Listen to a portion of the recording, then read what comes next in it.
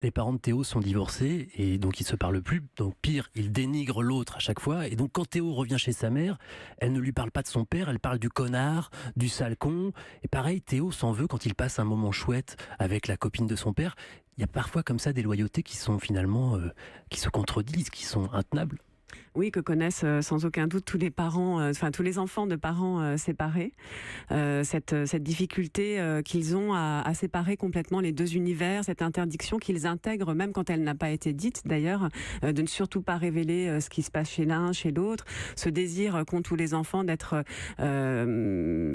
égalitaires entre leurs parents, de ne surtout pas en privilégier un. C'est quelque chose que j'ai vécu moi-même enfant et que j'observe, que j'ai observé d'ailleurs chez mes enfants. Avec la même violence que celle qui est oui, décrite dans le livre. Je dois dire avec une grande violence, oui, c'était vraiment, j'avais envie de raconter ça, en fait, la sensation très inconfortable et très, très douloureuse de la médisance, du dénigrement, le silence qui parfois s'impose.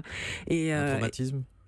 Oui, enfin un traumatisme, en tout cas une empreinte, je dirais. Une empreinte, ouais. Et c'est quelque chose que j'ai observé chez mes enfants alors que le contexte n'était pas du tout le même et qu'il n'y avait pas eu de demande de notre part de ne pas dire, ce besoin en fait de protéger les parents. Et à quel moment